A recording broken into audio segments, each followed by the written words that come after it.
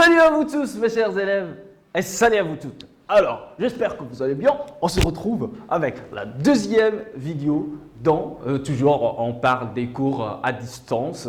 Et surtout ici, on va faire un cours de soutien, d'accord, de grammaire. Notre leçon aujourd'hui portera sur les compléments de phrases. Alors, tout d'abord, on commence. Alors, voilà.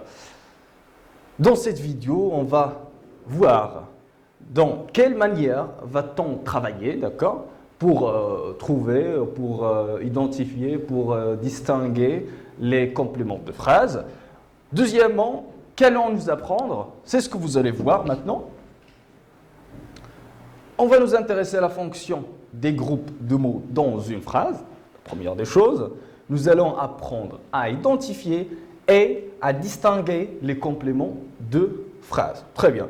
Alors, quand on parle des compléments de phrases, bien sûr, le travail sur ces composants de phrases, c'est très important, est essentiel, surtout en classe moyenne et se poursuivra au collège quand vous serez grand et grande pour les filles. Inch'Allah. Nous parlerons brièvement des notions de.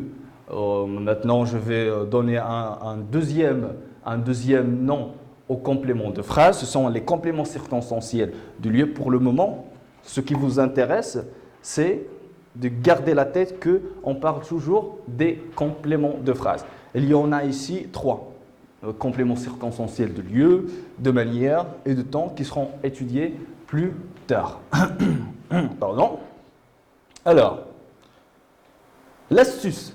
L'astuce, c'est quoi? Pour trouver les compléments de phrases, il faut d'abord quoi? Il faut savoir identifier le verbe et le sujet. D'accord? Quand on arrive bien à distinguer entre le verbe et le sujet, ça sera facile de trouver le complément de phrase. Par exemple, ici, on a une phrase dans 15 jours, mes élèves reviendront à l'école et je l'espère bien. Parce que vraiment, vous me manquez trop et j'espère de vous voir prochainement. Alors, je vous laisse quelques instants pour réfléchir afin de trouver le sujet et le verbe ici. D'accord? Bien sûr, le sujet ici, c'est mes élèves. Comment j'ai fait moi pour trouver le sujet? Bien sûr, en posant la question la plus connue, la plus célèbre, c'est laquelle? Qui est-ce qui fait ça? D'accord? Qui est-ce qui reviendront à l'école? Bien sûr, ce sont les élèves, d'accord? Alors, les élèves, c'est le sujet, c'est bien. Et bien sûr, le verbe, c'est reviendront. Alors, le verbe ici qui indique l'action du sujet, voilà. Alors, un petit exercice à faire, vous pouvez même mettre la vidéo en pause, d'accord? Prenez même un stylo, un bout de papier ou bien un cahier de brouillon afin de faire l'exercice vous tout seul et après vous pouvez reprendre la vidéo pour voir la correction. C'est bon? D'accord? Allez. Ma cousine a un vélo bleu. À votre avis, quel est le sujet de cette phrase? Oui? Vous l'avez trouvé? Bien sûr, c'est ma cousine. En posant toujours la même question, c'est qui est-ce qui a un vélo bleu? Bien sûr, c'est ma cousine. Alors, ma cousine, c'est le sujet. Le verbe, bien sûr, ce sera a. C'est le verbe avoir conjugué à la troisième personne du singulier. On passe maintenant à la deuxième phrase. C'est à vous de jouer maintenant. Allez-y, vous trouvez le sujet et le verbe de cette phrase. Raïd et moi sommes amis. Je passe le salut à Raïd. C'est mon élève de la classe, CM1. Raïd et moi, et vous tous, vous êtes mes amis, hein, d'accord? C'est pas la peine de vous fâcher. Alors, Raïd et moi sommes amis. À votre avis, quel est le sujet de cette phrase? Bien sûr, toujours gardez dans la tête que pour trouver le sujet, il faut poser la question. Qui est-ce qui sommes amis? Bien sûr, c'est Raïd et moi. Le sujet, c'est Raïd et moi.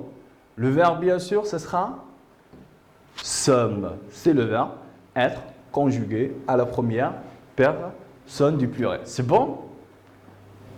La troisième phrase. Voilà, toujours, vous pouvez mettre la vidéo en pause.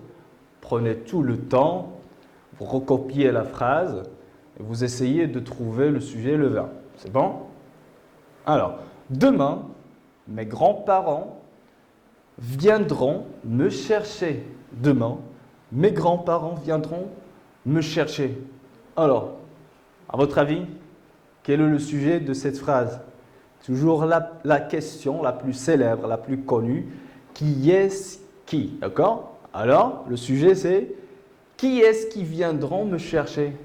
Bien sûr, ce sont mes grands-parents. Le sujet, c'est ça, mes grands-parents. Le verbe, alors c'est facile maintenant de trouver le verbe, c'est viendront. Le verbe venir conjugué à la troisième personne du pluriel au futur simple. Vous l'avez bien fait, sans faute. C'est bon, on termine. Alors, qu'est-ce qu'un complément de phrase? Comme vous voyez ici, on a travaillé sur le sujet et le verbe. Pourquoi? Parce que le sujet et le verbe, ils font partie des composants de la phrase. Le complément de phrase aussi fait partie des composants de la phrase. Quand on sait comment séparer une phrase, alors là, ce sera facile d'identifier, distinguer entre les composants, les différents composants de la phrase. D'accord? Alors, on passe maintenant, qu'est-ce qu'un complément de phrase? Une petite définition. Les compléments de phrase donnent des informations sur quoi? Sur les circonstances de quoi? Dans laquelle se déroule l'action de la phrase. Pardon?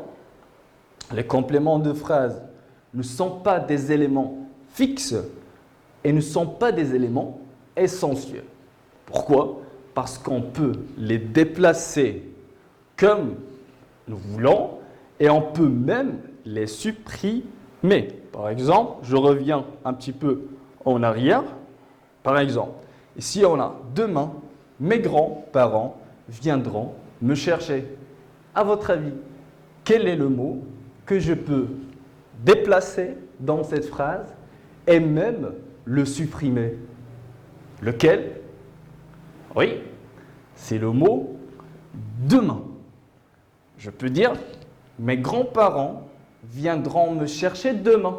Alors vous voyez, demain je peux le déplacer à la fin de la phrase. Alors demain, c'est un complément. Ce n'est pas un mot essentiel. Je peux le déplacer là où je veux. Je peux même le supprimer. Voilà, ça donne quoi? Mes grands-parents viendront me chercher. C'est bon? Alors demain, c'est un complément. Revenons maintenant à nos moutons. Ici, on a un petit exemple.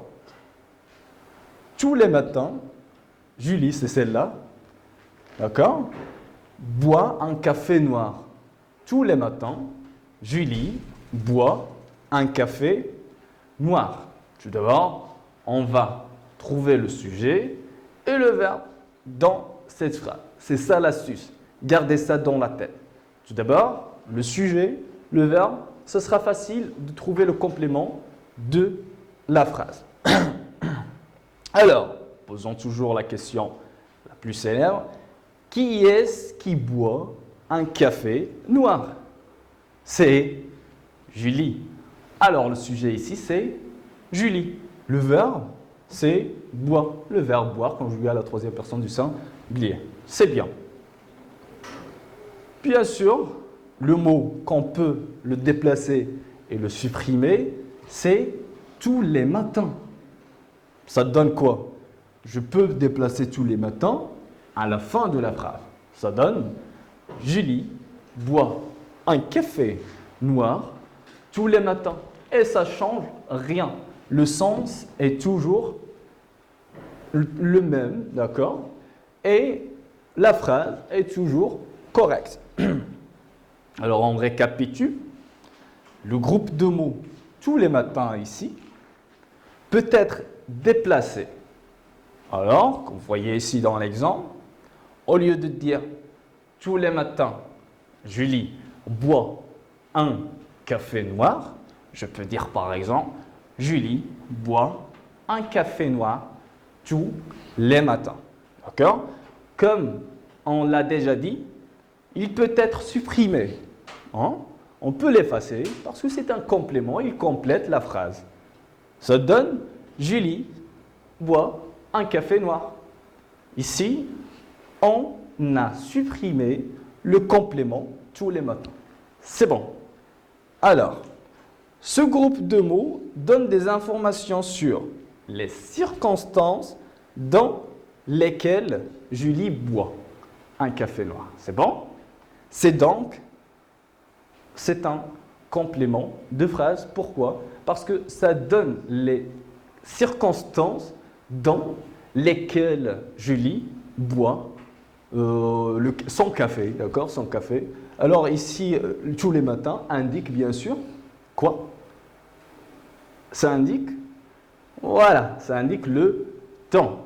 On peut même aller très loin pour dire que tous les matins, c'est un complément circonstanciel du temps, mais pour vous, vous gardez seulement que tous les matins, c'est un complément de phrase. C'est bon?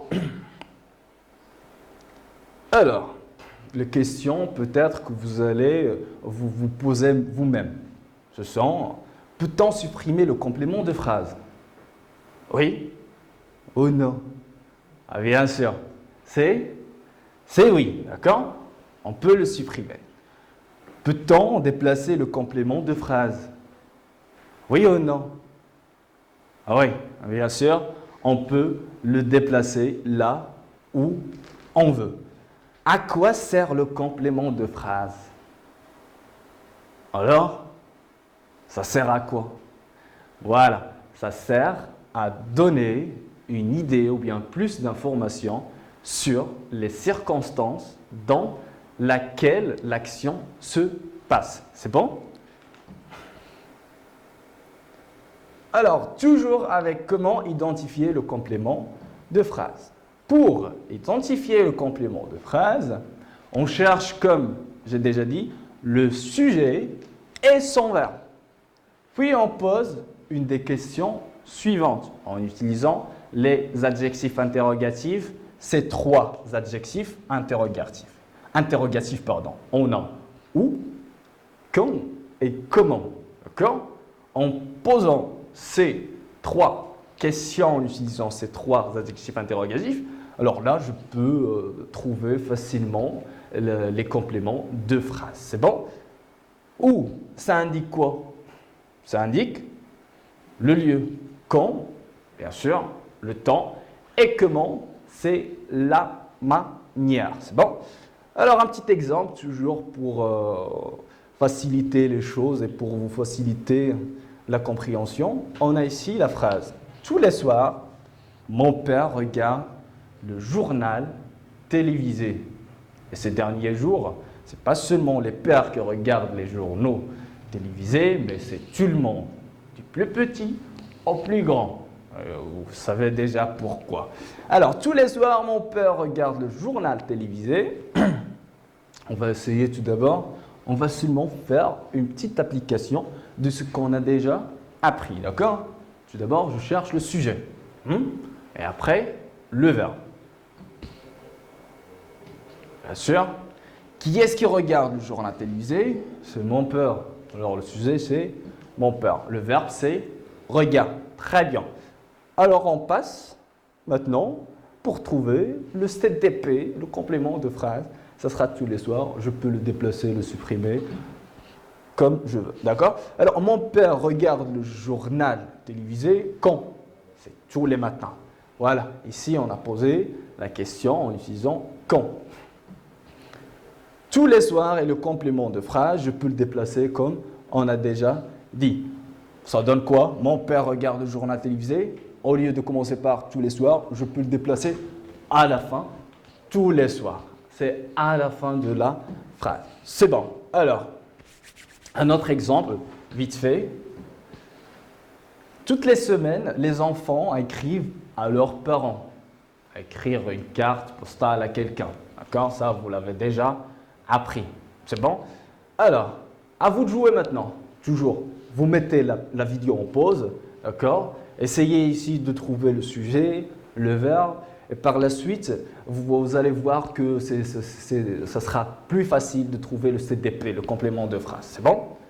Alors, c'est bon? Vous l'avez fait? C'est bien. Alors, le sujet, toujours en posant les questions, qui écrivent à leurs parents?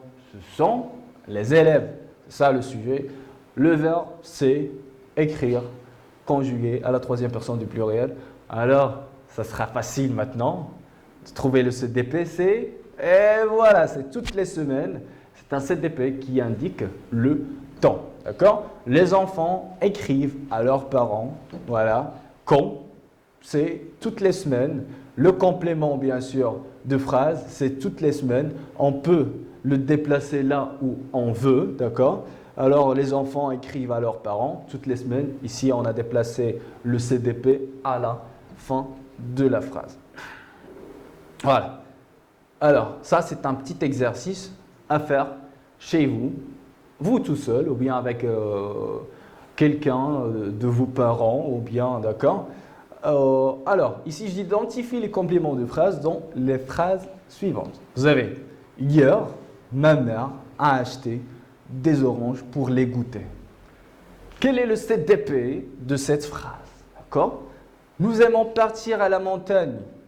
Le CDP de cette phrase aussi est la même chose avec la troisième. La voiture roule rapidement. Bien sûr, vous êtes appelé de trouver le CDP de chaque phrase, d'accord, en indiquant quoi? Le genre de ce CDP. Parce qu'on a déjà parlé du genre des CDP. Il y en a 3. Adverbe, nom ou bien groupe nominal, sujet. Alors, en résumé.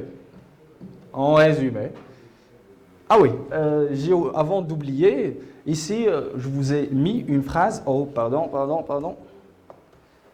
Je vous ai mis ici une phrase bonus. D'accord? C'est à vous de trouver ici le complément de phrase, mais ça n'a rien à voir ni avec le CCL, le CCT ou CCM. D'accord? Ça, c'est autre chose. Ça, c'est bonus. D'accord? Vous pouvez travailler au-dessus. Le maître pense à vous. À votre avis, le sujet, c'est? Oui, vous l'avez trouvé, le maître. Le verbe, c'est pense. Qu'est-ce qui nous reste à part le sujet et le verbe? À vous. C'est à vous de trouver le genre de ce complément. D'accord? En résumé maintenant. D'accord? On a déjà parlé de tout ça.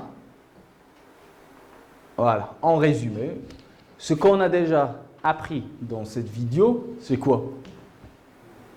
C'est que, on récapitule, c'est bon? Les compléments de phrase peuvent être déplacés dans la phrase ou les supprimer. C'est bon? Ça ne change rien. Le sens reste correct, le même. C'est bon?